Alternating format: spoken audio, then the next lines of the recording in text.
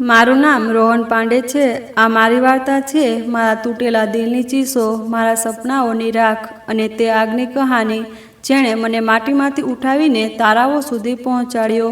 આ કોઈ બનાવટી કિસ્સો નથી, આ મારા આંસુઓની નદી, મારી રાતોની જંગ અને મારા પરિવારની હાસ્યની સફર છે।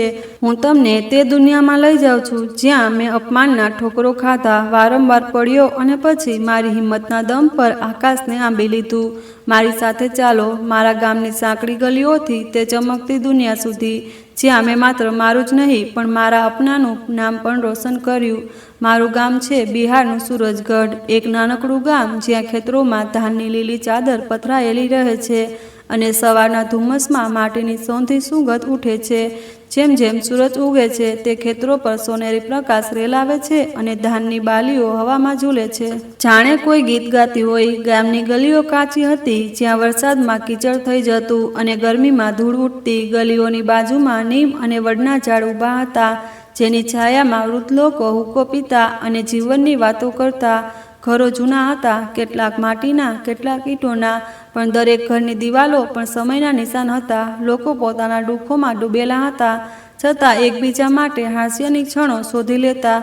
સૂરજગઢ એવું હતું, દુઃખ અને પ્રેમનો મહેલ જ્યાં દરેક માણસની આંખોમાં એક અધૂરી કહાની છુપાયેલી હતી। અમારું ઘર ગામના છેલ્લા છેડે હતું, કોઈ મહેલ નહીં, બસ એક નાનકડું આસિયાણું। માટીની દિવાલો હતી જે દરેક વરસાદમાં રીઝીને ડાઘ બનાવી દેતી। દિવાલો પર માએ માટીથી ફૂલો અને પાંદડા ઉકેર્યા હતા જેથી ઘર થોડું સજાયેલું લાગે, પણ વરસાદનું પાણી તે નકશાઓને ધોઈ નાખતું જેમ અમારા સપનાઓને ધોઈ નાખતું। છત પર જૂના ખપરા હતા જે વરસાદમાં ટપકતા। હું રાત્રે ટપકતી છત નીચે તૂટેલી બાલટીઓ મૂકતો અને પાણીની ટપટપના અવાજે અમે ઊંઘી જતા। શિયાળામાં તે ખપરા ટાઢક આપતા અને ગરમીમાં ઓરડો તાવડો જેવો બની જતો। એક જૂની લાલટેન હતી જે રાત્રે કાંપતો પ્રકાશ આપતી। તેના ઝાંખા પીળા પ્રકાશમાં માનો ચહેરો વધુ સુંદર લાગતો, પણ તેની આંખોમાં છુપાયેલું દુઃખ મને સ્પષ્ટ દેખાતું। એક તૂટેલી ખાટ હતી જેના પર માં અમને ગળે લગાવીને સુવડાવતી। રાણી મારી બાજુમાં ચોંટીને સૂતી અને તેના શ્વાસની ગરમી મને હિંમત આપતી। છતાં તે ઘરમાં પ્રેમ હતો, માના થાપકીની સૂકન હતું અને પિતાજીની ખામોશીમાં એક અણધાર્યો વિશ્વાસ। પિતાજી ગામના એક નાના ખેતરમાં મજૂરી કરતા। સવારે સૂરજ ઉગે તે પહેલાં તેઓ ઘરેથી નીકળી પડતા। તેમની જૂની ધોતી પર માટીના ડાઘ હતા અને ખભે એક ફાટેલું ગમછું। મેં ઘણીવાર જોયું તેઓ ધોમધકતા તડકામાં હળ ચલાવતા, પરસેવો તેમની કમર સુધી વહેતો, પણ ચહેરા પર સિકન નહીં। તેઓ કહેતા, રોહન, મહેનત ક્યારેય ખાલી નથી જતી। પણ હું જોતો કે તેમની મહેનત ખેતરોમાં તો પાક ઉગાડતી, પણ અમારું પેટ અને સપનાઓ બંને ન ભરી શકતી। પાકનો મોટો ભાગ જમીનદાર લઈ જતો અને અમને થોડુંક અનાજ મળતું। તે અનાજમાંથી માં રોટલી બનાવતી અને અમે ચારેય ખાટ પર બેસીને ખાતા। માં હંમેશા પોતાની રોટલી છેલ્લે ખાતી અને ઘણીવાર મેં જોયું કે તે ફક્ત ચટણીથી કામ ચલાવી લેતી જેથી રાણી અને મને વધુ મળે। તેની તે ચૂપી મારા દિલને ચોરી ખાતી। માં ગામના લોકોના ઘરે વાસણ માંજતી। સવારે તે જલ્દી ઉઠીને ઘરનું કામ પતાવતી અને પછી સાયકલ પર બેસીને ગામના મોટા ઘરોમાં જતી। મેં તેને ઘણીવાર જોઈ, તે ગરમીમાં પરસેવાથી ભીંજાયેલી કમીઝમાં વાસણ સાફ કરતી।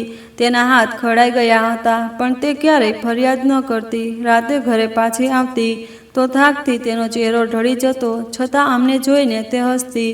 રોહન, રાણી, ખાવાનું ખાઈ લો, તે કહેતી અને અમારી થાળીમાં રોટલી પીરસી દેતી। હું જાણતો હતો કે તેના તે હાસ્યની પાછળ કેટલું દુઃખ છુપાયેલું હતું। માનું તે હાસ્ય મારા માટે તાકાત હતું પણ સાથે એક બોજ પણ। મારે તેને તે ખુશી આપવી હતી જે તે છુપાવી રહી હતી। રાણી મારી નાની બહેન 11 વર્ષની હતી। તેની આંખો તારાઓની જેમ ચમકતી હતી, જાણે કોઈ જાદુ રેલાવતી હોય। તે સ્કૂલમાં સૌથી તેજસ્વી હતી। તેની કોપીઓ હંમેશા તારાઓથી ભરેલી રહેતી અને તેની શિક્ષિકા કહેતી, રાણી, તું એક દિવસ મોટું નામ કરીશ। પણ તેની ચમકની પાછળ એક ડર છુપાયેલો હતો, ભણવાનું છૂટી જવાનો ડર। મેં ઘણીવાર જોયું તે રાત્રે લાલટેનના ઝાંખા પ્રકાશમાં પુસ્તકો વાંચતી, તેની આંગળીઓના પાના પર નાચતી અને તે ધીમે ધીમે અક્ષરોનું ગુંજન કરતી। એકવાર મેં પૂછ્યું, રાણી, આટલી રાત સુધી શા માટે વાંચે છે? તે હસીને બોલી, ભાઈ, હું શિક્ષિકા બનવા માગું છું, ગામના બાળકોને ભણાવીશ જેથી કોઈ બીજું મારી જેમ ડરે નહીં। તેની વાત મારા દિલમાં ખૂંચી ગઈ। 11 વર્ષની બાળકી આટલું મોટું સપનું જોતી હતી અને હું હું ફક્ત તેની આંખોનો ડર દૂર કરવા માંગતો હતો. હું તે છોકરો હતો જેને ગામવાળા નકામો કહેતા. રોહનથી કંઈ નહીં થાય, બસ પોતાના બાપની જેમ ખેતરોમાં હળ ખેંચશે, આવું જ સાંભળતો હતો. સવારથી સાંજ સુધી ગામની ગલીઓમાં તેમની વાતો મારા કાનમાં ગૂંજતી. કોઈ કહેતું હરિપ્રસાદનો છોકરો તો નકામો છે, કોઈ કહેતું રોહનને જો દિવસભર વાસણ ધોતો અને રાત્રે સ્કૂલમાં ભૂત બનીને ફરે છે. હું ચૂપ રહેતો, પણ દરેક દાણું મારા સીનામાં એક ચિંગારી છોડી જતું. મારા દિલમાં એક તોફાન હતું. હું જાણતો હતો કે હું આ ગામની માટીમાંથી ઉઠીને એવું કંઈક કરીશ કે લોકો મારા નામને સલામ કરશે.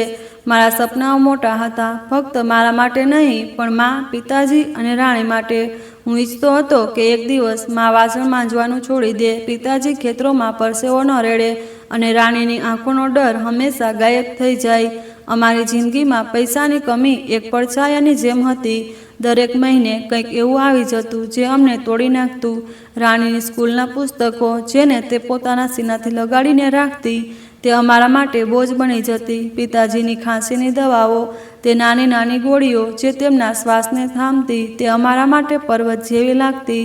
અને ઘરનું રાશન, તે લોટ, ચોખા અને દાળ જે અમને જીવતા રાખતું, તે દરેક વખતે અમને યાદ અપાવતું કે અમે કેટલા નબળા છીએ. મેં ઘણીવાર માને જોઈ તે રાશનની દુકાને ઊભી રહેતી અને દુકાનદારની કડવી વાતો સાંભળતી. શાંતિ, આ વખતે ઉધાર નહીં ચાલે, તે કહેતો અને માં ચૂપચાપ માથું નમાવી લેતી. હું દૂરથી જોતો અને મારું લોહી ઉકળી ઉઠતું, પણ મારી પાસે કોઈ જવાબ નહોતો. હું દિવસે ગામની ચાની દુકાને વાસણ ધોતો, ગરમ તવા પાસે ઊભો રહેતો. પરસેવાથી ભીંજાઈને તવાની ગરમી મારા ચહેરાને બાળી નાખતી અને ગરમ પાણી મારા હાથને દજાડતું, પણ હું રોકાતો નહીં. તે 30-40 રૂપિયા જે મને મળતા, તે મારા માટે સોનાથી ઓછા નહોતા. હું તે પૈસાને એક જૂના ડબ્બામાં છુપાવતો અને વિચારતો કે એક દિવસ આ ડબ્બો ભરાઈ જશે અને હું મારા પરિવારને બધું જ આપીશ. પણ સચ્ચાઈ એ હતી કે તે ડબ્બો ક્યારેય ન ભરાતો. દરેક વખતે કોઈને કોઈ જરૂરિયાત આવી જતી, ક્યારેક રાણીની ફી, ક્યારેક પિતાજીની દવાઓ, ક્યારેક મા માટે નવી સાડી. હું હસતો પણ અંદરથી તૂટતો. રાત્રે જ્યારે ગામ સૂઈ જતું, ત્યારે હું ગામની સ્કૂલની ચોકીદારી કરતો. સ્કૂલની જૂની ઇમારતમાં રાતનો સન્નાટો ડરામણો લાગતો. હવામાં ઝાડની સરસરાહટ અને દૂર ક્યાંક કૂતરાના ભસવાના અવાજ, પણ મને ડર નહોતો લાગતો. હું સ્કૂલના ઓટલે બેસતો અને તે જૂનો રેડિયો ચાલુ કરતો. રેડિયોમાં સમાચાર ચાલતા, ક્યારેક કોઈ મોટા શહેરના, ક્યારેક કોઈ મોટા માણસના. હું સાંભળતો અને વિચારતો, શું હું ક્યારેય આ સમાચારનો હિસ્સો બનીશ? ક્યારે સ્કૂલનું તૂટેલું ફૂટેલું કોમ્પ્યુટર ચલાવી લેતો. તેની ઝાંખી સ્ક્રીન પર કંઈક ને કંઈક વાંચવાની કોશિશ કરતો. ઇન્ટરનેટ ધીમું હતું, પણ મારી ચાહના તેજ. મેં ત્યાં કેટલીક નવી વસ્તુઓ જોઈ.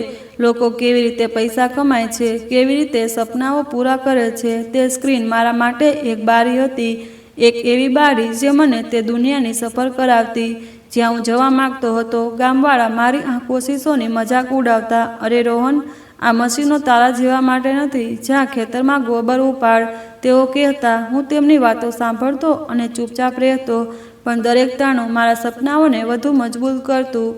મેં એક જૂની ડાયરીમાં મારા વિચારો લખવાનું શરૂ કર્યું. તેમાં મેં લખ્યું, એક દિવસ હું સૂરજગઢને બતાવીશ કે રોહન નકામો નથી. હું મારા પરિવારને તે ખુશી આપીશ જેના તેઓ હકદાર છે.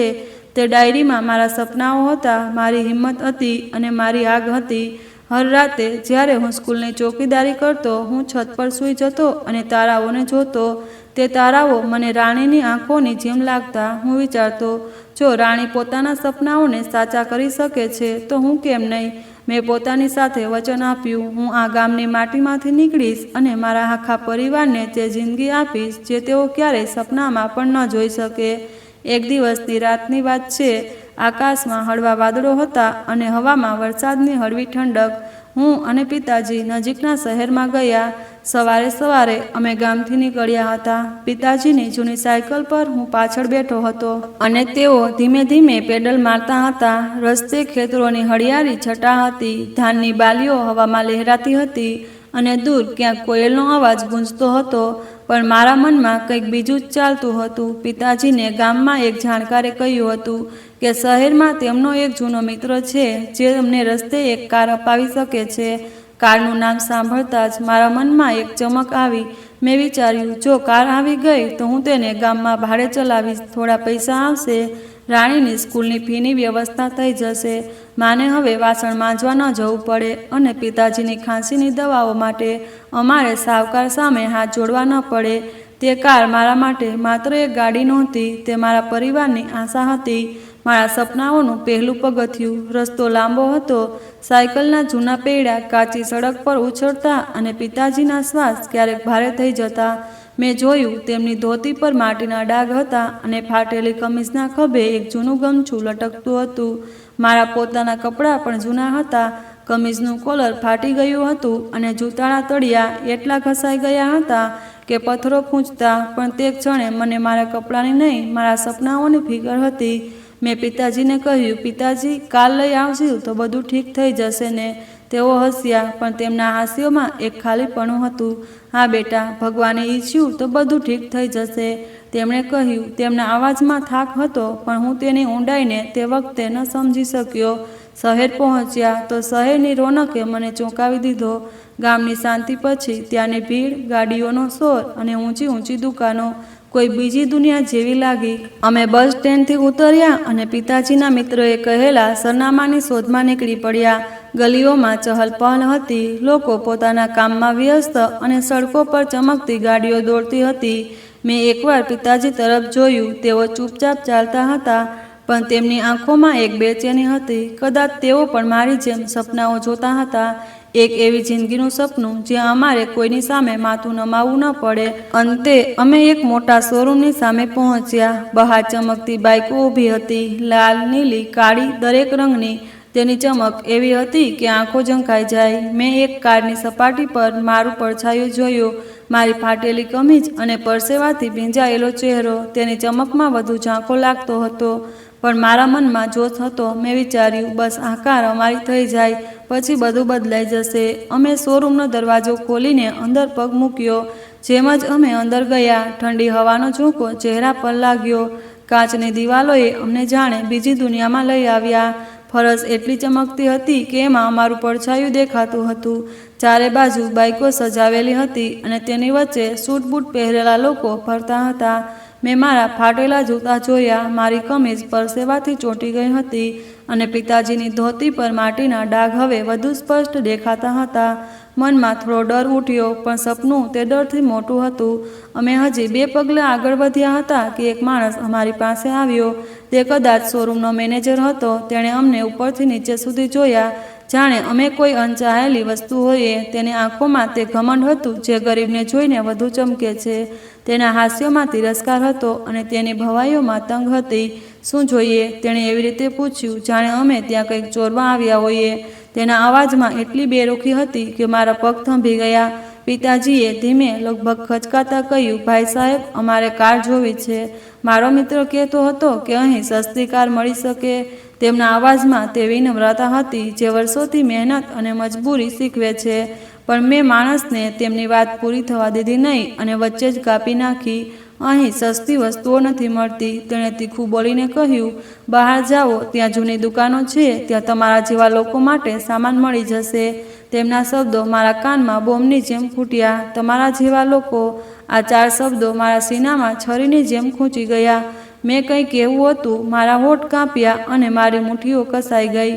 મેં તે માણસ તરફ જોયું. તેની આંખોમાં નફરત હતી અને મોઢા પર એવું હાસ્ય હતું જાણે તે અમારા અપમાનનો આનંદ લઈ રહ્યો હોય. મેં કહ્યું, અમે ફક્ત કાર જોવા માંગીએ છીએ, તેમાં શું ખોટું છે? મારા અવાજમાં ગુસ્સો હતો, પણ તેણે મારી વાતને હવામાં ઉડાવી દીધી. જો ભાઈ, તેણે વ્યંગ્ય સાથે કહ્યું, અહીં સમય બગાડવાની જરૂર નથી. તમારી ઓકાત નથી કે અહીંથી કાર ખરીદી શકો.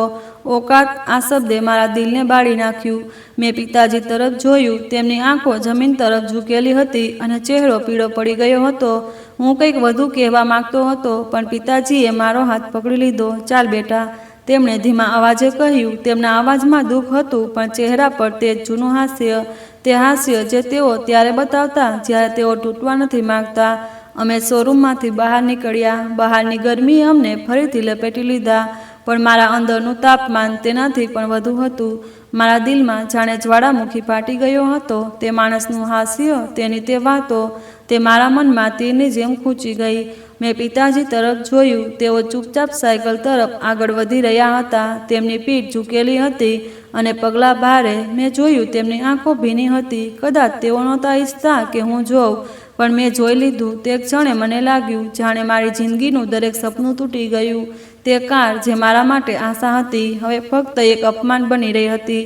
પાછા ફરવાનો રસ્તો વધુ લાંબો લાગ્યો. સાયકલની ચરચરાટ અને પિતાજીના ભારે શ્વાસનો અવાજ જ સંભળાતો હતો. હું પાછળ બેઠો હતો, પણ મારું મન ક્યાંક બીજે હતું. હું તે માણસની હાસ્યને ભૂલી શકતો નહોતો. તમારા જેવા લોકો, તમારી ઓકાત, આ શબ્દો મારા દિમાગમાં વારંવાર ગુંજતા હતા. મેં પોતાની જાતને સવાલ કર્યો, શું અમે ખરેખર આટલા નાના છીએ? શું ગરીબી અમારી સજા છે? પછી રાણીનો ચહેરો મારી સામે આવ્યો. તેની ચમકતી આંખો, તેની શિક્ષિકા બનવાનું સપનું. મેં વિચાર્યું, ના, હું હાર નહીં માનું. આ અપમાન મારી હાર નથી, મારી શરૂઆત છે. ઘરે પહોંચ્યા તો મા દરવાજે ઊભી હતી. તેણે અમને જોયું અને હસી. કારનું શું થયું? તેણે પૂછ્યું. પિતાજીએ હસીને કહ્યું, અરે, તે મિત્ર ન મળ્યો. આગલી વાર જોઈશું. તેમના અવાજમાં તે જ બનાવટી હળવાશ હતી. માએ કંઈ ન કહ્યું, પણ તેની આંખોમાં સવાલો હતા. હું ચૂપ રહ્યો. હું નહોતો ઈચ્છતો કે માને સત્યની ખબર પડે. તે રાતે ખાવાનું ખાવા બેઠા તો માએ મારી થાળીમાં રોટલી નાખી. મેં જોયું તેની થાળીમાં ફક્ત ચટણી હતી. મેં કંઈ ન કહ્યું, પણ મારા ગળામાં કંઈક અટવાઈ ગયું. રાત્રે હું છત પર સૂઈ રહ્યો. આકાશમાં તારા ચમકતા હતા, પણ મારું મન અંધકારમાં ડૂબેલું હતું. મેં તે માણસની વાતો ફરી યાદ કરી. દરેક શબ્દ મારા સીનામાં બળતા હતા. મેં વિચાર્યું, ગરીબી ફક્ત પેટ જ નહીં, આત્માને પણ ખાઈ જાય છે. તે અપમાન ફક્ત મારું નહોતું, મારા પિતાજીનું હતું, મારા પરિવારનું હતું. મેં આકાશ તરફ જોયું અને પોતાની જાત સાથે વચન આપ્યું, હું એટલા પૈસા કમાઈશ કે આ ગામ, આ શોરૂમ અને આ દુનિયા મારી સામે નમશે. હું રોહન પાંડે છું અને આ મારી કહાનીની શરૂઆત છે. કેટલાક દિવસો પછી અમારા ઘરમાં વધુ મુસીબત આવી. આકાશ જાણે અમારા માથા પર પડી ગયું હોય. રાણીની સ્કૂલની ફી ઘણા મહિનાઓથી બાકી હતી. દરેક વખતે મા અને પિતાજી કોઈ રીતે થોડા થોડા પૈસા ભેગા કરીને સ્કૂલ ફી મોકલતા, પણ આ વખતે રકમ એટલી મોટી થઈ ગઈ હતી કે અમારી પાસે કોઈ રસ્તો બચ્યો ન હતો. એક દિવસ રાણી ઉદાસ ચહેરે સ્કૂલેથી ઘરે પાછી આવી. તેના પુસ્તકોનો થેલો ખભે લટકતો હતો અને આંખો જમીન પર ઝૂકેલી હતી. માએ પૂછ્યું, શું થયું બિટિયા? રાણી ચૂપ રહી. પછી ધીમેથી બોલી, માસ્ટરજીએ કહ્યું છે જો આ અઠવાડિયે ફી નહીં આવે તો તે મને સ્કૂલમાંથી કાઢી નાખશે. તેના અવાજમાં ડર હતો અને તે ડર મારા સીનામાં છરીની જેમ ખૂંચી ગયો. મા, પિતાજી એકબીજા તરફ જોવા લાગ્યા. તેમના ચહેરા પર પરેશાનીની ઊંડી રેખાઓ હતી. હું ખામોશ ઊભો હતો, પણ મારા મનમાં એક તોફાન ઉઠી રહ્યું હતું. તે રાતે મા અને પિતાજી મોડે સુધી વાતો કરતા રહ્યા. હું છત પર સૂઈ ગયો હતો, પણ તેમની ધીમી ધીમી વાતો મારા કાન સુધી પહોંચતી હતી. માએ ધીમેથી બોલ્યું, હરી, મારી જૂની ચાંદીની પાયલ વેચી દઈએ. તે રાણીની ફી માટે થોડું કામ આવશે. પિતાજીએ જવાબ આપ્યો, શાંતિ, તે પાયલ તો તારી માની છેલ્લી નિશાની છે. તેને કેવી રીતે વેચી દઈએ? માના અવાજમાં રડવાનો ભાવ હતો. તો શું કરીએ? રાણીનું ભણતર રોકાઈ જાય, આવું નથી જોઈ શકતી. મેં આંખો બંધ કરી લીધી. મારા ગળામાં કંઈક અટવાઈ ગયું. તે પાયલ મા માટે ફક્ત ઘરેણું નહોતું, તે તેમની માની યાદ હતી. તે પ્રેમ હતો જે તે પોતાના પગમાં બાંધી રાખતી, પણ હવે તે તેને પણ વેચવા તૈયાર હતી, ફક્ત રાણીના સપનાઓ માટે. બીજા દિવસે મેં રાણીને ખૂણામાં બેઠેલી જોઈ. તે ચૂપચાપ પોતાની પુસ્તકોને સહેલાવતી હતી, જાણે તે પુસ્તકો તેનો છેલ્લો સહારો હોય. તેની આંખો ભીની હતી, પણ તે સમજદાર હતી. તે નહોતી ઈચ્છતી કે મા પિતાજી તેનું દુઃખ જુએ. હું તેની પાસે ગયો અને ધીમેથી બોલ્યો, રાણી, તું ભણવાનું નહીં છોડે. હું કંઈક કરું છું. તે હળવી હસી. ભાઈ, તું તો મોટા મોટા સપના જુએ છે. તેણે કહ્યું. તેના હાસ્યોમાં ભરોસો હતો, પણ તે ભરોસાની પાછળ એક ડર પણ હતો. તે ડર મારા માટે બધું હતું. મેં મનમાં નક્કી કરી લીધું કે ગમે તે થાય, હું રાણીનું ભણતર રોકાવા નહીં દઉં. પણ મુસીબતો અહીં ન અટકી. ગામમાં એક સાવકાર હતો, કૈલાસ મહેતા. તેની આંખો શિયાળની જેમ હતી અને તેની વાતો સાપની જેમ ડંસતી. પિતાજીએ તેની પાસેથી થોડા પૈસા ઉધાર લીધા હતા, જેથી ગયા વર્ષની નિષ્ફળ ફસલનો બોજ ઉઠાવી શકે. પણ હવે તે સાવકાર દર અઠવાડિયે અમારા ઘરના ફેરા લગાવતો. તે દિવસે બપોરે તે ફરી આવ્યો. તેનો મોટો અવાજ ઘરમાં ગુંજ્યો, હરિપ્રસાદ, પૈસા ક્યારે આપશો? આ ઘર વેચવું પડશે. તેને બૂમ પાડીને કહ્યું. મા બહાર આવી અને હાથ જોડીને બોલી, મહેતાજી, થોડો સમય આપો, અમે કોશિશ કરી રહ્યા છીએ. પણ તેણે માની વાતને હવામાં ઉડાવી દીધી. કોશિશ? તે હસ્યો. તમારા જેવા લોકો ફક્ત કોશિશ કરે છે અને અમારા જેવા લોકો વ્યાજ ગણે છે. આગલા અઠવાડિયા સુધી પૈસા ન આવે તો આ ઘર મારું થશે. તે ચાલ્યો ગયો, પણ તેના શબ્દો અમારા ઘરમાં ઝેરની જેમ ફેલાઈ ગયા. માં ચૂપચાપ રડવા લાગી. મેં જોયું તે આંગણામાં બેસીને પોતાની પાયલને સહેલાવતી હતી, જાણે તેની સાથે છેલ્લી વાર વાત કરતી હોય. પિતાજીની તબિયત વધુ બગડી ગઈ. તેમની ખાંસી હવે રાત્રે વધુ તીવ્ર હતી. એક રાત્રે મને તેમના શ્વાસની ગભરાટ સંભળાઈ. હું ઉઠીને તેમની પાસે ગયો. અંધારામાં લાલટેનનો ઝાંખો પ્રકાશ તેમના ચહેરા પર પડતો હતો. તેઓ ખાટ પર બેઠા હતા. સીનામાં હાથ રાખેલો તેમનો ચહેરો પીળો પડી ગયો હતો અને આંખો થાકથી ભરેલી હતી. મેં ડરતા ડરતા પૂછ્યું, પિતાજી, શું થયું? તેમણે હસવાની કોશિશ કરી. કંઈ નહીં બેટા, બસ થોડી શરદી છે, તેમણે કહ્યું. પણ હું જાણતો હતો કે તેઓ દુઃખ છુપાવી રહ્યા હતા. તેમના શ્વાસ રૂકી રૂકીને આવતા હતા અને દરેક શ્વાસ સાથે તેમનો ચહેરો સંકોચાતો હતો. મેં માને ઉઠાડી. તે દોડીને આવી અને પિતાજીના માથા પર હાથ મૂક્યો. હરી, તમારે હોસ્પિટલ જવું પડશે, તેણે કહ્યું. પણ પિતાજીએ માથું હલાવ્યું. ના શાંતિ, બસ થોડો આરામ જોઈએ. હું ચૂપચાપ ઊભો રહ્યો, પણ મારા દિલમાં ડરનો પડછાયો ફેલાઈ ગયો. તે રાતે હું સૂઈ ન શક્યો. હું આંગણામાં બેસી રહ્યો અને આકાશ તરફ જોતો રહ્યો. તારા ચમકતા હતા, પણ મારા મનમાં અંધકાર હતો. મેં વિચાર્યું, જો આવું જ ચાલ્યું તો અમારો પરિવાર તૂટી જશે. રાણીનું ભણતર, પિતાજીની દવાઓ, માનું હાસ્ય, બધું જ દાવ પર હતું. સાવકારનો ચહેરો મારી સામે ફરતો હતો. તેનું તે ઝેરું હાસ્ય, તે તાણું બધું મારા સીનામાં બળતરા પેદા કરતું હતું. મેં પોતાની જાતને સવાલ કર્યો, શું અમારી જિંદગી બસ આટલી જ છે? શું અમે હંમેશા બીજાની સામે નમતા રહીશું? પણ રાણીનું તે માસૂમ હાસ્ય મારી સામે આવ્યું. પિતાજીની તે ધબકી, માની બોળાઈ ગયેલી હાથો, મને બધું યાદ આવ્યું. મેં વિચાર્યું, ના, હું હાર નહીં માનું. સવારે ઉઠતા જ મેં નિર્ણય કરી લીધો કે હવે ગામમાં રહીને કંઈ નહીં થાય. મારે શહેર જવું પડશે. મેં માને કહ્યું, માં, હું શહેર જાઉં છું. કોઈ કામ શોધીશ, કંઈક શીખીશ. માની આંખો ભરાઈ આવી. તેમણે ફક્ત એટલું જ કહ્યું, બેટા, બસ પોતાને સંભાળજે. તેમના અવાજમાં ડર હતો, પણ પ્રેમ તેનાથી મોટો હતો. પિતાજી ખાટ પર સૂઈ રહ્યા હતા. તેમણે ચૂપચાપ માથું હલાવ્યું. તેમની આંખોમાં એક અજીબ ચમક હતી. કદાચ તેઓ મને રોકવા માંગતા હતા. કદાચ તેઓ ઈચ્છતા હતા કે હું ન જાઉં. રાણી પાસે આવી. તેણે મને ગળે લગાવ્યો અને બોલી, ભાઈ, તું જલ્દી પાછો આવજે. તેની આંખો ભીની હતી, પણ હાસ્ય તેજ હતું. મેં હસીને કહ્યું, હા, અને આ વખતે ખાલી હાથે નહીં. પણ મારા દિલમાં એક બોજ હતો. હું જતો હતો, પણ પાછળ છોડી રહ્યો હતો મારું ઘર, મારી રાણી અને મારા મા પિતાજીને. સવારનો સમય હતો. સૂરજ હજી પૂરેપૂરો નહોતો નીકળ્યો અને ગામની ગલીઓમાં હળવી ધુમ્મસ છવાયેલી હતી. મેં એક જૂનો થેલો ઉપાડ્યો. તે થેલો જે માએ વર્ષો પહેલાં કોઈ મેળામાંથી ખરીદ્યો હતો. તેની સિલાઈ જગ્યાએથી ઉખડી રહી હતી, પણ મારા માટે તે અમૂલ્ય હતો. મેં તેમાં 2 જોડી કપડાં નાખ્યા, એક ફાટેલી કમીઝ અને એક જૂની પેન્ટ, જેને મેં ઘણીવાર સીવીને ઠીક કરી હતી. એક જોડી ચપ્પલ રાખી, જેના તળિયા એટલા ઘસાઈ ગયા હતા કે જમીનનો દરેક કાંકરો ખૂંચતો. અને છેલ્લે મેં માની આપેલી એક તુલસીની માળા નાખી. તે માળા માએ મને આપી હતી જ્યારે મેં શહેર જવાની વાત કરી હતી. બેટા, આને તારી સાથે રાખજે. તેમણે કહ્યું હતું, આ તને મુસીબતોથી બચાવશે. મેં માળાને થેલામાં મૂકી રાખી અને મારા સીનાથી લગાડી. તે માળા માની દુઆઓ હતી અને તે મારા માટે કોઈ ખજાનાથી ઓછું નહોતું. હું ગામના બસ સ્ટેન્ડ તરફ ચાલવા લાગ્યો. ગલીઓ શાંત હતી. ફક્ત સવારની ચકલીઓની ચીંચીનો અવાજ સંભળાતો હતો.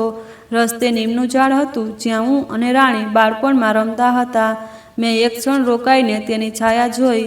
મનમાં એક અજીબ બેચેની હતી. હું ગામ છોડી રહ્યો હતો, તે માટી, તે ઘર, તે લોકો, પણ મારા પગ ન અટક્યા. હું જાણતો હતો, જો હું અટક્યો તો મારા સપનાઓ અટકી જશે. બસ સ્ટેન્ડ પહોંચ્યો તો એક જૂની બસ ઊભી હતી. તેનો રંગ ઝાંખો થઈ ગયો હતો અને બારીઓના કાચ ધૂળથી અટવાઈ ગયા હતા. મેં શહેરની ટિકિટ લીધી. ખિસ્સામાં બસ થોડા સિક્કા બચ્યા હતા. હું બસમાં બેઠો તો મનમાં એક અજીબ ડર હતો. ગામની માટી છોડીને હું એક અજાણી દુનિયામાં જતો હતો. પણ મારી આંખોમાં એક અડગ આગ હતી. એ આગ જે શોરૂમના અપમાને સળગાવી હતી, જે રાણીની આંખોના ડરે ભડકાવી હતી. શહેર પહોંચ્યો તો શહેરે મને જાણે ગળી લીધો. ભીડ એટલી હતી કે શ્વાસ લેવો મુશ્કેલ લાગતો હતો. ગાડીઓનો શોર, લોકોની ચીસો અને ઊંચી ઊંચી ઇમારતો, બધું જ મારા માટે નવું હતું. ગામની શાંતિ પછી આ શહેર એક તોફાન જેવું લાગતું હતું. હું બસ સ્ટેન્ડ પર ઊભો રહ્યો, વિચારતો રહ્યો કે હવે શું કરું. મારી પાસે કોઈ ઠેકાણું નહોતું, કોઈ ઓળખાણ નહોતી. મેં થેલો ખભે લટકાવ્યો અને ચાલવા લાગ્યો. ગલીઓમાં લોકો પોતાના કામમાં ડૂબેલા હતા. કોઈ રિક્ષા ચલાવતું હતું, કોઈ ઠેલા પર શાકભાજી વેચતું હતું. મેં વિચાર્યું, મારે પણ કંઈક કરવું પડશે, પણ શું? ઘણા કલાકો ભટક્યા પછી મેં એક સસ્તો કમરો ભાડે લીધો. કમરો શું, બસ 4 દિવાલો હતી. દિવાલો પર સીલના કાળા ડાઘ હતા, જાણે કોઈ જૂનું દુઃખ વહી ગયું હોય. એક નાનકડી બારી હતી, જેની બહારથી ફક્ત સડકોનો શોર અને ધુમાડો આવતો. રાત્રે ઉંદરો દિવાલોમાં દોડતા અને તેમની ખટખટ મને ઊંઘમાંથી જગાડતી. કમરામાં એક તૂટેલી ખાટ હતી, જેની નીચે મેં મારો થેલો રાખ્યો. મેં ખાટ પર સૂઈને વિચાર્યું, આ મારું ઘર નથી, પણ અહીંથી જ મારે મારું સપનું બનાવવાનું છે. મેં માની માળાને થેલીમાંથી કાઢી અને પોતાની પાસે રાખી. તેની હળવી સુગંધ મને માની યાદ અપાવી અને મારી આંખો ભીની થઈ ગઈ. બીજા દિવસે હું કામની શોધમાં નીકળ્યો. શહેરની ગલીઓ મારા માટે ભૂલભુલામણી હતી. દરેક ખૂણે નવી આશા હતી, પણ દરેક પગલે નિરાશા. ઘણી જગ્યાએ ગયો, પણ ક્યાંય કંઈ ન મળ્યું. લોકો મને ઉપરથી નીચે જોતા અને કહેતા, કોઈ અનુભવ છે? હું ચૂપ રહેતો. મારો અનુભવ તો બસ ગામની ચાની દુકાન અને સ્કૂલની ચોકીદારી હતી. આખરે સાંજ ઢળતા ઢળતા મને એક ઢાબા પર કામ મળ્યું. ઢાબો સડકની બાજુમાં હતો, જ્યાં ટ્રકવાળા અને મજૂરો ખાવાનું ખાતા. માલિકે કહ્યું, વાસણ ધોઈશ, દિવસભર કામના 100 મળશે. મેં માથું હલાવ્યું. 100 મારા માટે ઘણા હતા. મેં તે જ પળે કામ શરૂ કરી દીધું. દિવસભરના ગંદા વાસણ સાફ કરતો. તવાનું તેલ, દાળના ડાઘ અને ચાના પ્યાલા બધું મારા હાથોમાંથી પસાર થતું. ગરમ પાણી મારા હાથને દઝાડતું અને પરસેવો મારી આંખોમાં ચાલી જતો, પણ હું ન રોકાતો. દરેક વાસણ સાથે હું મારા સપનાઓને સાફ કરતો. રાત્રે ઢાબાથી પાછો ફરતો તો થાકથી શરીર તૂટી રહ્યું હતું. કમરાની ખાટ પર સૂઈ જતો, પણ ઊંઘ ન આવતી. મેં એક જૂની ડાયરી કાઢી, તે જ ડાયરી જેમાં મેં ગામના મારા સપનાઓ લખ્યા હતા. તેમાં હું દરરોજ રાતે કંઈક ને કંઈક લખતો. ક્યારેક માનું હાસ્ય, ક્યારેક રાણીની હસી, ક્યારેક પિતાજીની ખાંસી. મેં લખ્યું, શહેર કઠિન છે, પણ હું તેનાથી વધુ કઠિન બનીશ. મેં સાંભળ્યું હતું કે શહેરમાં લોકો ઇન્ટરનેટથી ઘણું શીખે છે. મારી પાસે ફોન નહોતો, પણ નજીકમાં એક સાયબર કેફે હતું. મેં મારા 100 રૂપિયામાંથી 20 રૂપિયા બચાવીને 1 કલાકનો સમય ખરીદ્યો. ત્યાં હું યુટ્યુબ પર વિડીયો જોતો. લોકો કેવી રીતે પૈસા કમાય છે, કેવી રીતે આગળ વધે, આ બધું મારા માટે નવું હતું. એક રાતે મને શેર માર્કેટ વિશે ખબર પડી. તે શબ્દ મારા માટે જાદુ જેવો હતો. મેં વિચાર્યું, આ તે રસ્તો છે જે મને મારા સપનાઓ સુધી લઈ જશે. મેં ડાયરીમાં લખ્યું, શેર માર્કેટ મારી જંગનું નવું મેદાન. તે રાતે હું થોડો હસ્યો. શહેર મને તોડવા માંગતો હતું, પણ હું તેને જીતવા માંગતો હતો. શેર માર્કેટ મારા માટે ગોયગાડ જંગલ જેવું હતું, જ્યાં દરેક પગલે અજાણ્યા રસ્તાઓ અને દરેક રસ્તે અજાણી પડકારો. શેર, ટ્રેડિંગ, રોકાણ, આ બધું શબ્દો મારા માટે શબ્દો નહોતા, એક નવી દુનિયાના દરવાજા હતા. ગામમાં મેં ફક્ત ખેતરો અને ફસલો જોઈ હતી, પણ આ તો પૈસાની રમત હતી, જ્યાં દિમાગ અને હિંમતની જરૂર હતી. હું ડર્યો નહીં. મારી પાસે ગુમાવવા માટે કંઈ નહોતું સિવાય મારા સપનાઓ. મેં તે જૂની ડાયરીને મારો ગુરુ બનાવી. તેમાં મેં દરેક નવી વાત લખવાનું શરૂ કર્યું. કંપનીના નામ, શેરના ભાવ અને તે સમાચાર જે માર્કેટને હચમચાવતા. મારી લખાવટ ટેડી મેળી હતી, પણ દરેક અક્ષરમાં મારી આશા હતી. દિવસે હું ઢાબા પર વાસણ ધોતો. ગરમ તવાનો ધુમાડો મારી આંખોમાં ખૂંચતો અને પરસેવો મારી કમીઝને ભીંજવી દેતો. પણ રાત્રે હું સાયબર કેફે પહોંચતો. તે નાનકડો કમરો, જ્યાં જૂના કમ્પ્યુટરની સ્ક્રીનનો ઝાંખો પ્રકાશ આપતી. હું 20 રૂપિયા આપીને 1 કલાકનો સમય ખરીદતો. તે 1 કલાકમાં હું યુટ્યુબ પર વિડીયો જોતો, બ્લોગ્સ વાંચતો અને સમાચાર સાંભળતો. લોકો શેર માર્કેટના ગુણ શીખવતા અને હું દરેક શબ્દને મારી ડાયરીમાં ઉતારી લેતો. ઘણીવાર ભૂખ મારા પેટને કાપતી. એકવાર તો મારા પૈસા ખતમ થઈ ગયા. મેં 3 દિવસ ફક્ત પાણી પીને ગુજાર્યા. ત્રીજા દિવસે માથું ચક્કર ખાવા લાગ્યું અને આંખો સામે અંધકાર છવાઈ ગયો. હું સડકની બાજુમાં બેસી ગયો અને માને માળાને ખિસ્સામાંથી કાઢીને સ્પર્શ કરી. મેં વિચાર્યું, જો હવે અટક્યો તો રાણીની સ્કૂલ, પિતાની દવાઓ અને માનું હાસ્ય બધું ખતમ થઈ જશે. તેનાથી વધુ મારા સપનાઓની આગ બળતી હતી. ઘણા મહિનાઓ વીતી ગયા. મહેનત રંગ લાવવા લાગી અને મને શેર માર્કેટની થોડી થોડી સમજ આવવા લાગી. મેં નકલી ટ્રેડિંગ શરૂ કર્યું, અસલી પૈસા લગાવ્યા વિના માર્કેટની ચાલ જોવી. હું દરેક કંપનીના સમાચાર વાંચતો, જાણે તે મારું પોતાનું ખેતર હોય. ધીમે ધીમે મારો ડર ઓછો થયો અને ભરોસો વધવા લાગ્યો. પછી એક દિવસ મેં હિંમત કરી. ઢાબાની મહેનતથી મેં 2000 રૂપિયા ભેગા કર્યા. તે પૈસા મારા માટે ફક્ત નોટો નહોતા, મારા પરિવારની આશા હતી. મેં સાયબર કેફેમાં બેસીને એક શેર પસંદ કર્યો. માઉસ પર આંગળીઓ કાપતી હતી. મેં ₹2000 તે શેરમાં રોક્યા. તે રાતે મારું દિલ એટલું જોરથી ધડકતું હતું કે ઊંઘ ન આવી. હું ખાટ પર સૂઈ ગયો, પણ આંખો ખુલ્લી રહી. મેં રાણીને હસી, માને થપકી અને પિતાજીની ખાંસીને યાદ કરી. બીજા દિવસે સવારે હું દોડતો દોડતો કેફે પહોંચ્યો. સ્ક્રીન ખોલી તો મારા શ્વાસ અટકી ગયા. મારો શેર ચડી ગયો હતો. મને ₹8000નો નફો થયો. હું હસ્યો નહીં, બસ બારીમાંથી બહાર આકાશ તરફ જોયું. સૂરજની કિરણો વાદળોને ચીરી રહી હતી. મેં મનમાં કહ્યું, આ શરૂઆત છે. તે પળે મને લાગ્યું જાણે મેં જંગલમાં પહેલો રસ્તો શોધી લીધો હોય. ધીમે ધીમે મારો હોસલો વધવા લાગ્યો. શેર માર્કેટનું જંગલ હવે એટલું ડરાવનું નહોતું લાગતું. મેં શીખી લીધું હતું કે આ રમતમાં ઉતાવળ મૃત્યુ છે અને ધીરજ જીત છે. દરેક ટ્રેડને હું એવી રીતે જોતો જાણે કોઈ ખેડૂત પોતાના ખેતરમાં બીજ વાવતો હોય. હું કલાકો સુધી સાયબર કેફેમાં બેસતો, સ્ક્રીન ઉછળતી ગીરતી રેખાઓને વાંચતો. ક્યારે શેર ખરીદવો, ક્યારે વેચવો, આ નિર્ણયો મારા હાથમાં હતા. દરેક વખતે જ્યારે હું માઉસ ક્લિક કરતો, મારું દિલ ધડકતું, પણ હવે તે ધડકનમાં ડર ઓછો અને ભરોસો વધુ હતો. મેં વિચાર્યું, કદાચ આ જ મારો રસ્તો છે, તે રસ્તો જે મને રાણીના ભણતર, પિતાજીની દવાઓ અને માના હાસ્ય સુધી લઈ જશે. પણ માર્કેટ કોઈ બાળકની રમત નહોતું, તે એક સમુદ્ર હતો. ક્યારેક શાંત, ક્યારેક તોફાની. એક દિવસ મેં મોટો દાવ રમ્યો. ઢાબાની મહેનત અને રાતની ચોકીદારીથી મેં ₹10,000 ભેગા કર્યા હતા. તે પૈસા મારા માટે લોહી પરસેવાની કમાણી હતી. મેં એક કંપનીના શેરમાં તે બધા પૈસા રોકી દીધા. મને ખાતરી હતી કે આ શેર ચડશે. મેં સાયબર કેફેમાં કલાકો સુધી તેના સમાચાર વાંચ્યા હતા, પણ રાતોરાત બધું ઉલટું થઈ ગયું. તે શેર આકાશમાંથી જમીન પર આવી ગયો. મારા ₹10,000 ડૂબી ગયા. તે રાતે હું કેફેમાંથી બહાર નીકળ્યો અને સડકની બાજુમાં બેસી ગયો. આકાશમાં ચાંદ ચમકતો હતો, પણ મારા મનમાં ગાઢ અંધકાર હતો. મારા હાથ કાંપતા હતા. મેં વિચાર્યું, શું હું ખોટા રસ્તે છું? શું આ શહેર અને આ માર્કેટ મને ગળી જશે? મારી આંખોમાં આંસુ આવી ગયા, પણ મેં તેને લૂછી નાખ્યા. મેં પોતાની જાતને કહ્યું, રોહન, તું કમજોર નથી. ફરી રાણીનો ચહેરો મારી સામે આવ્યો. તેનું તે માસૂમ હાસ્ય, તેની ચમકતી આંખો. મેં ખિસ્સામાંથી મારી જૂની ડાયરી કાઢી. લાલટેનના ઝાંખા પ્રકાશમાં મેં લખ્યું, હાર ન માન રોહન, આ જંગ હજી બાકી છે. તે રાતે મેં નિર્ણય કર્યો કે હું નહીં રોકાવું. હું ફરી ઊભો થયો. મેં વધુ મહેનત શરૂ કરી. દિવસે ઢાબા પર વાસણો ધોતો, જ્યાં ગરમ તેલનો ધુમાડો મારા શ્વાસમાં ભરાઈ જતો. રાત્રે એક કપડાની દુકાને ચોકીદારી કરતો, જ્યાં સન્નાટો મારા કાનમાં સવાલો પૂછતો.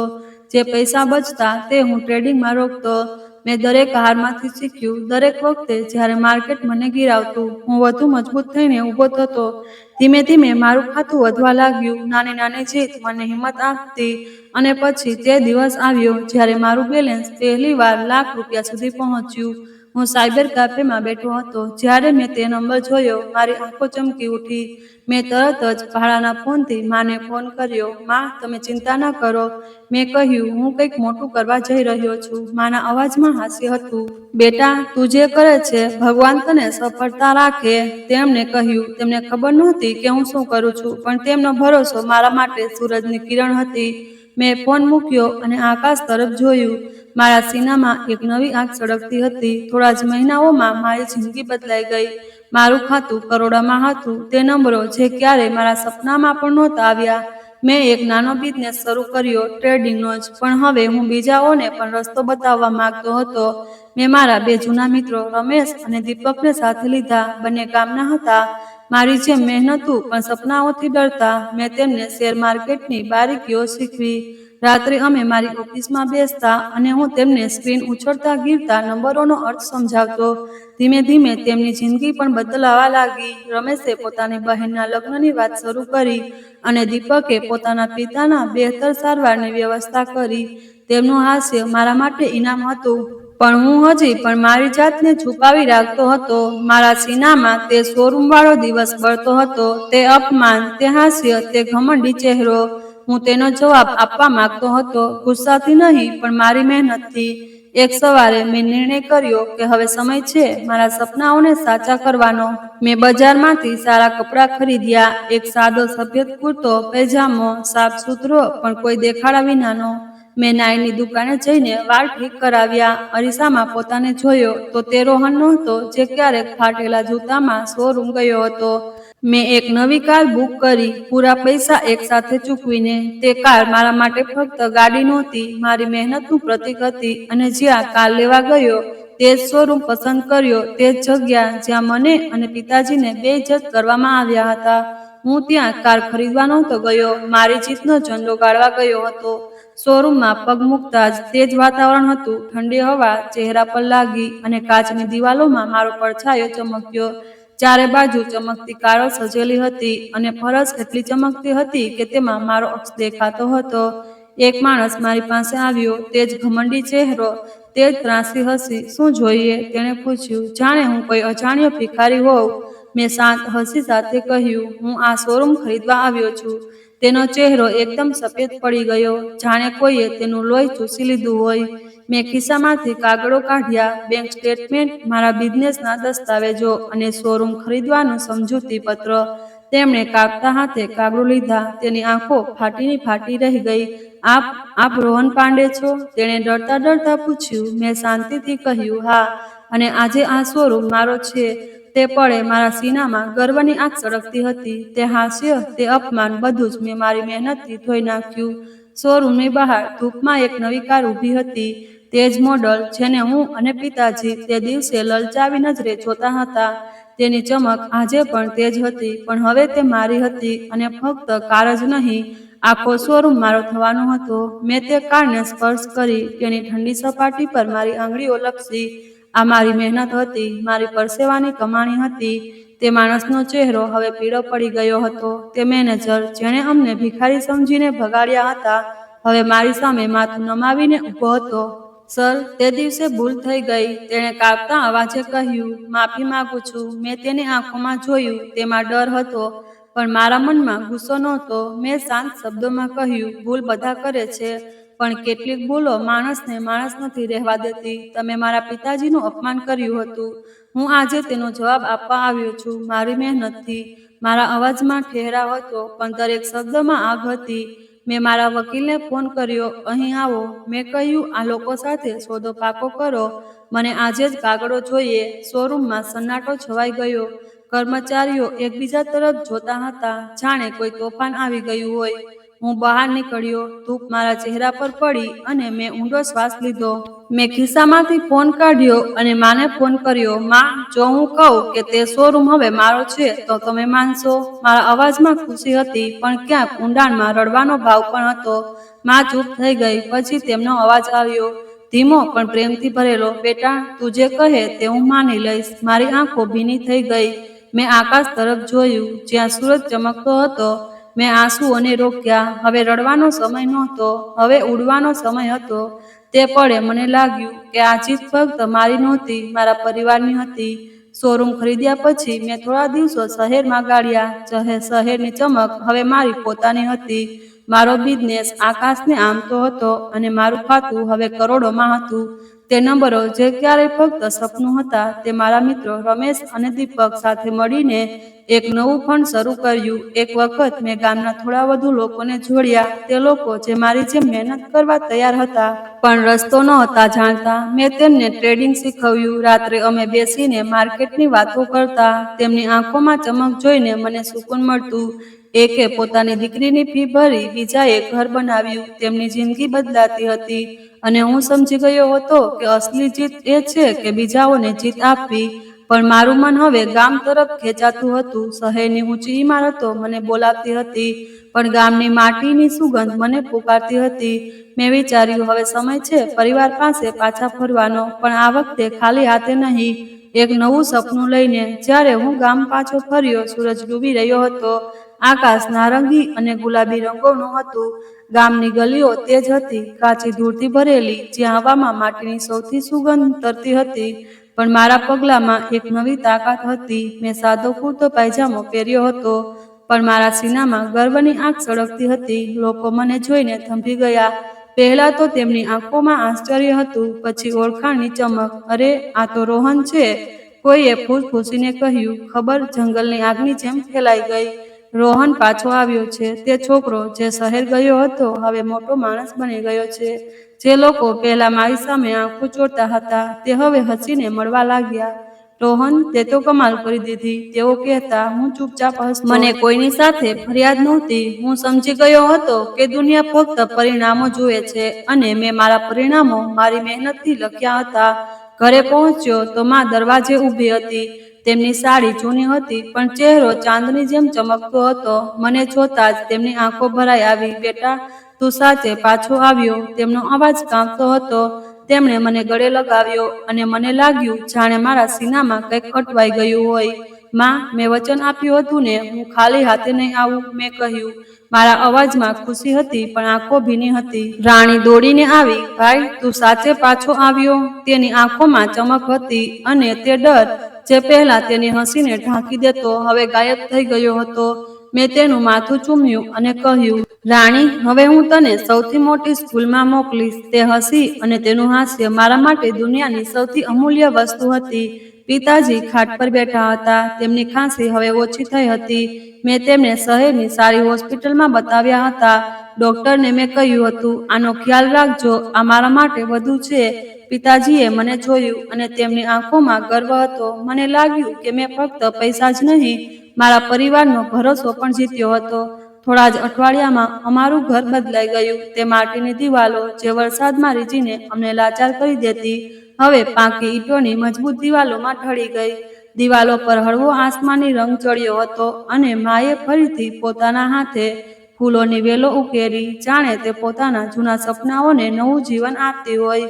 ટપકતી છતની જગ્યાએ હવે એક નક્કર છત હતી જે વરસાદને હસીને ઝીલી લેતી અને તે જૂની લાલટેન જે રાત્રે કાંપતી રોશની આપતી તેની જગ્યાએ હવે વીજળીનો ઉજાસ હતો. ઘરમાં એક ચમકતો બલ્બ દરેક ખૂણાને રોશન કરતો અને તે રોશનીમાં રાણીની પુસ્તકો વધુ ચમકતી. ગામવાળા હવે અમને ઇજ્જતની નજરે જોતા. જે લોકો પહેલા તાણા મારતા તે હવે હસીને મળતા. પણ મને તેમની ઇજ્જત નહોતી જોઈતી. મને મારા પરિવારની ખુશી જોઈએ. માનું હાસ્ય, પિતાજીની શાંત આંખો અને રાણીની બેફિકર હસી, આ મારી અસલી દોલત હતી. પણ મારી કહાની અહીં ખતમ નહોતી થઈ. મારા દિલમાં એક બીજી આંખ સળગતી હતી. મને તે દિવસો યાદ હતા જ્યારે રાણીની ફી માટે અમે રાત રાત જાગતા. ગામવાળાના તાણા મારા કાનમાં હજી ગૂંજતા હતા. હરિપ્રસાદનો પરિવાર તો દેવામાં ડૂબેલો છે. મેં એક સાંજે પિતાજીને કહ્યું, પિતાજી, હું ગામમાં સ્કૂલ બનાવવા માંગુ છું. એવી સ્કૂલ જ્યાં અમારા જેવા ગરીબ બાળકો મફતમાં ભણે.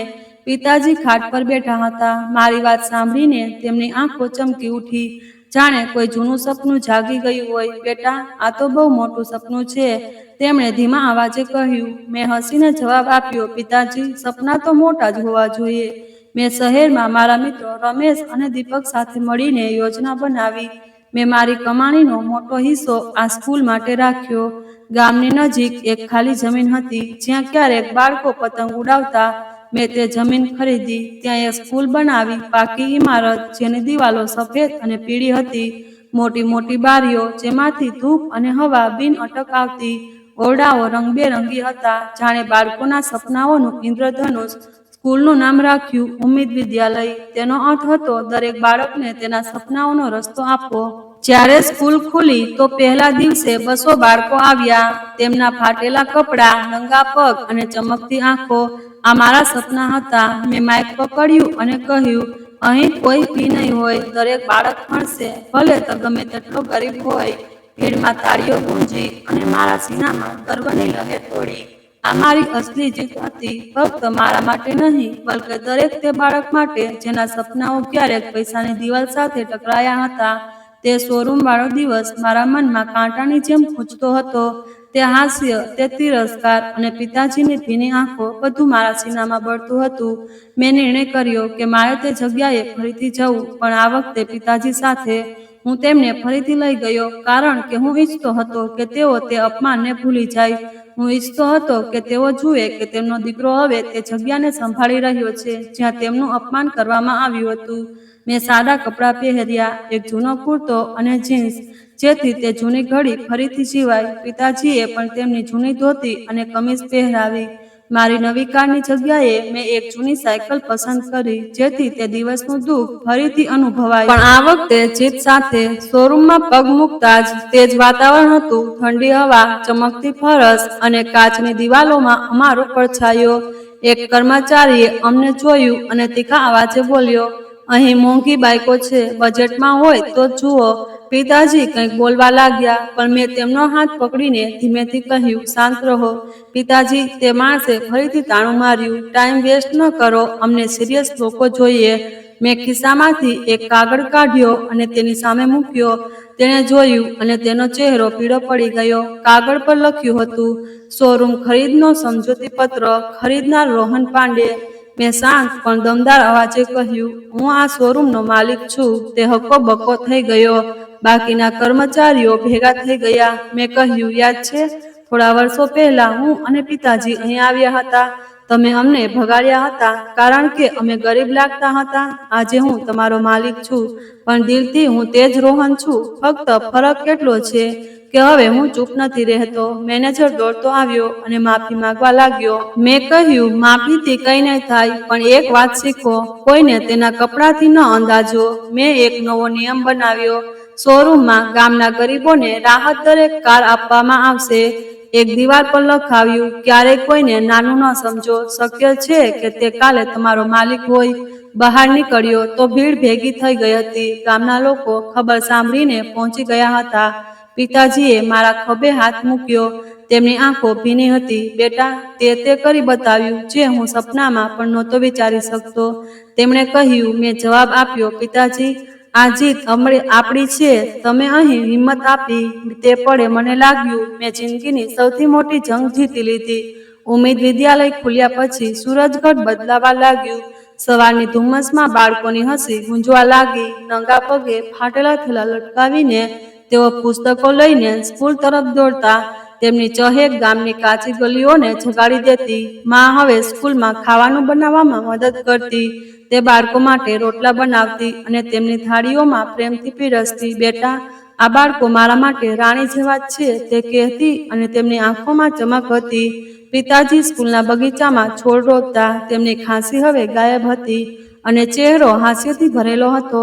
તેઓ ગમછાથી પરસેવો લૂછતા અને કહેતા, રોહન, આ છોડ એક દિવસ મોટા ઝાડ બનશે. રાણીએ સ્કૂલમાં શિક્ષણ આપવાનું શરૂ કર્યું. તેની કોપીઓ ફરીથી તારાઓથી ભરાઈ ગઈ.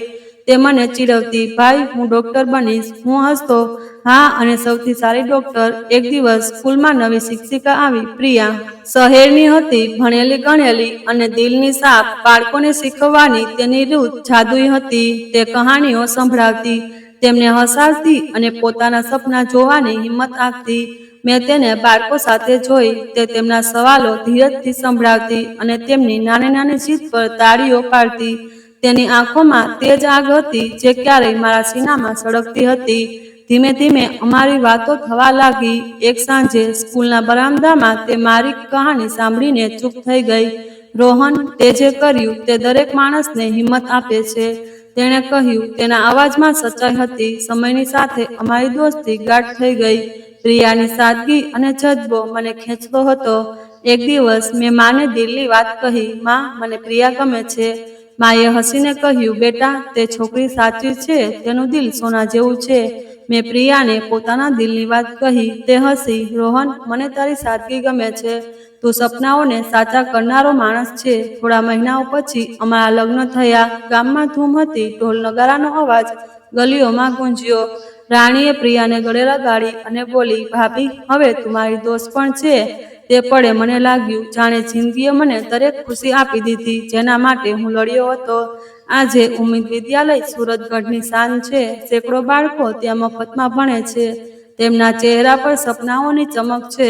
સવારે સ્કૂલની ઘંટડી વાગે છે અને ગલીઓમાં બાળકોની ચહેકથી ગુંજી ઉઠે છે. તેમને પુસ્તકોમાં ભવિષ્ય લખાયેલું છે અને કોઈ ડોક્ટર બનશે, કોઈ ઇજનેર, કોઈ શિક્ષક. મારો પરિવાર હવે એક નવી રોશનીમાં નહાયો છે. મારી આંખોમાં આંસુ નથી, બલકે ગર્વની ચમક છે. તે બાળકોને ખાવાનું ખવડાવે છે અને તેમની હસીમાં સુકૂન મેળવે છે. પિતાજી સ્કૂલના બગીચામાં બેસીને બાળકોને કહાનીઓ સંભળાવે છે, ક્યારેક મહેનતની, ક્યારેક હિંમતની. તેમના અવાજમાં હવે થાક નથી, જોશ છે. રાણી પોતાની ડોક્ટરીના સપના તરફ ઝડપથી આગળ વધી રહી છે. તેની પુસ્તકો હવે જાડી છે અને તેનું હાસ્ય વધુ પહોળું. ભાઈ, હું ગરીબોની સારવાર કરીશ, તે કહે છે અને હું તેની આંખોમાં ભવિષ્ય જોઉં છું. પ્રિયા મારી જિંદગીની ધૂપ છે. તે સ્કૂલમાં બાળકોને શીખવે છે અને રાત્રે મારી સાથે નવા સપના ગૂંથે છે. પણ હું રોકાવા નથી માંગતો. મારો જુનૂન હવે ફક્ત મારું નથી, બલકે તે દરેક માણસનું છે જે પોતાના સપનાઓ માટે લડે છે. હું ઈચ્છું છું કે દરેક ગામનો રોહન પોતાની માટીમાંથી ઊભો થાય અને દુનિયાને બતાવે કે શું કરી શકે છે. મારી કહાની કહે છે કે જો દિલમાં આગ હોય તો કોઈ દિવાલ, કોઈ અપમાન, કોઈ ગરીબી તમને રોકી શકતી નથી. સપના એ નથી જે ઊંઘમાં દેખાય, સપના એ છે જે તમને રાતો જગાડી રાખે. તો ઉઠો, પોતાના સપનાઓને પકડો અને દોડી પડો, કારણ કે સૂરજ ફક્ત આકાશમાંથી નથી ઉગતો, તમારા જુનૂનથી પણ ઉગે છે. દોસ્તો, ઉમ્મીદ છે કે તમને અમારી કહાની ગમી હશે. જો કહાની ગમી હોય તો વિડીયોને લાઈક કરો, ચેનલ પર નવા હો તો ચેનલને સબસ્ક્રાઈબ કરો અને હા, નોટિફિકેશન બેલને જરૂર દબાવો જેથી આગલું અપડેટ સૌથી પહેલા તમને મળે. આભાર.